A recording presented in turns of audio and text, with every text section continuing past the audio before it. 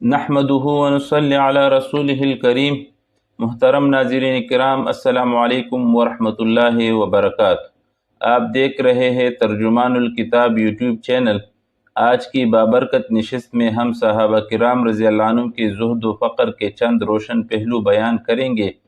اس میں حضور صلی اللہ علیہ وسلم کا اپنے صحابہ سے دو افراد کے بارے میں سوال، حضور صلی اللہ علیہ وسلم کی محبت کرنے والوں پر فقر کی آزمائش، اور سریۃ العنبر میں فقر کی کٹن حالت جیسے ایمان افروز واقعات شامل ہے۔ آئیے ان مبارک حکایت سے اپنے دلوں کو ایمان کی حرارت سے منور کرتے ہیں۔ حضور صلی اللہ علیہ وسلم کا صحابہ سے دو شخصوں کے بارے میں سوال۔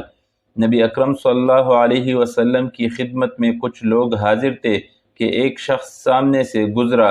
حضور صلی اللہ علیہ وسلم نے دریافت فرمایا کہ تم لوگوں کی اس شخص کے بارے میں کیا رائے ہے؟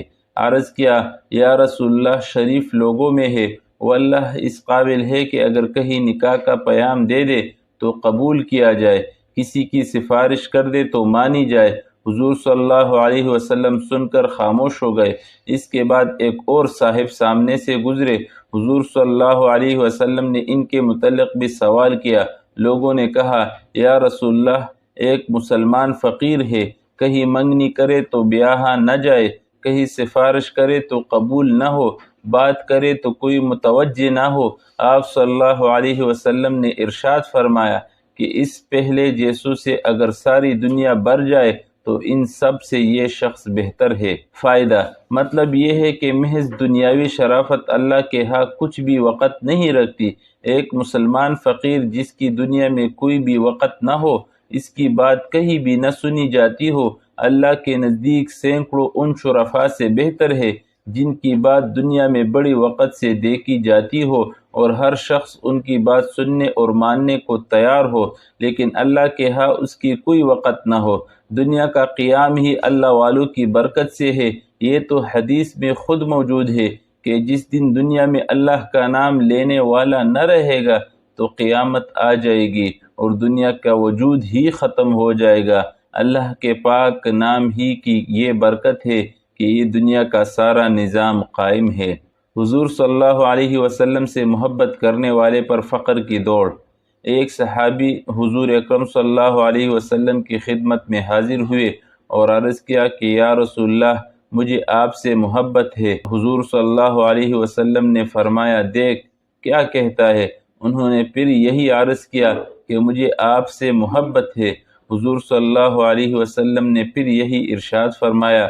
جب 3 مرتبہ یہ سوال و جواب ہوا تو حضور صلی اللہ علیہ وسلم نے فرمایا کہ اگر تم اپنی بات میں سچے ہو تو فقر کے اوڑھنے بچھانے کے لیے تیار ہو جاؤ، اس لیے کہ مجھ سے محبت رکھنے والوں کی طرف فقر ایسے دوڑتا ہے جیسا کہ پانی کی رو نچان کی طرف دوڑتی ہے۔ فائدہ، یہی وجہ ہے کہ حضرات صحابہ کرام رضی اللہ عنہم اجمعین تو اکثر فقر و فاقہ میں رہے ہی، اکابر محدثین، اکابر صوفیاء، اکابر فقہا بھی تو نگری میں زیادہ نہیں رہے۔ سریۃ العنبر میں فقر کی حالت۔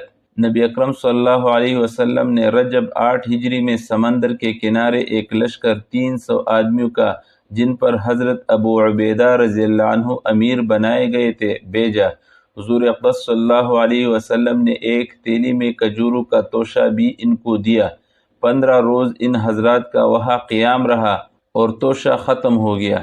حضرت قیس رضی اللہ عنہ نے جو اس قافلے میں تھے، مدینہ منورہ میں قیمت ادا کرنے کے وعدے پر قافلہ والوں سے اونٹ خرید کر ذبح کرنا شروع کیے اور 3 اونٹ روزانہ ذبح کرتے، مگر تیسرے دن امیر قافلہ نے اس خیال سے کہ سواری ختم ہو گئی تو واپسی بھی مشکل ہو جائے گی، ذبح کی ممانعت کی اور سب لوگوں کے پاس اپنی اپنی جو کچھ کھجوریں موجود تھی جمع کر کے ایک تیلی میں رکھ لی اور ایک ایک کھجور روزانہ تقسیم فرما دیا کرتے، جس کو چوس کر یہ حضرات پانی پی لیتے اور رات تک کے لیے یہی کھانا تھا۔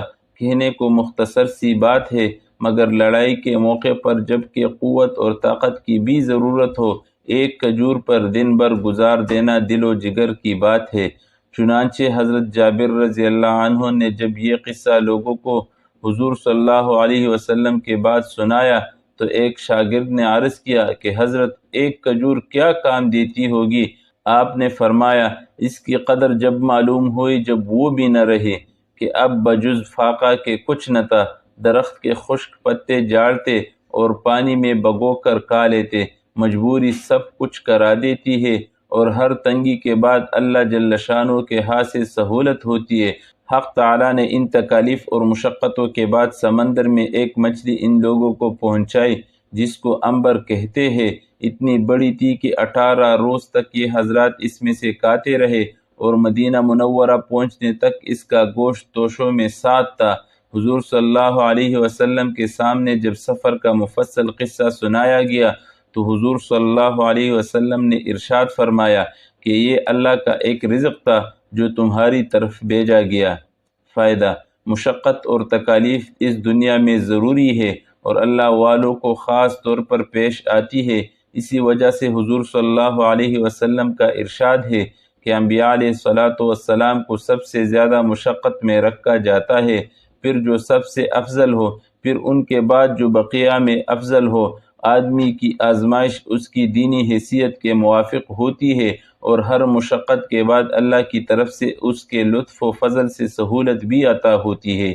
یہ بھی غور کیا کرے کہ ہمارے بڑوں پر کیا گزر چکا، اور یہ سب دین ہی کی خاطر تھا۔ اس دین کے پلانے میں جس کو آج ہم اپنے ہاتھوں سے کو رہے ہیں، ان حضرات نے فاقے کیے، پتے چابے، اپنے خون بہائے اور اس کو پلایا جس کو ہم آج باقی بھی نہیں رکھ سکتے۔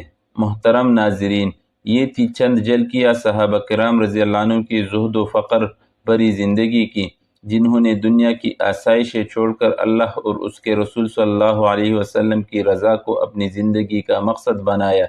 آئیے ہم بھی دعا کریں: اللہم ارزقنی حبک وحب من یحبک وحب عمل یقربنی الیک۔ مزید ایمان افروز حکایات کے لیے چینل ترجمان الکتاب کو سبسکرائب کریں، ویڈیو کو لائک اور شیئر ضرور کریں۔ والسلام علیکم ورحمۃ اللہ وبرکاتہ۔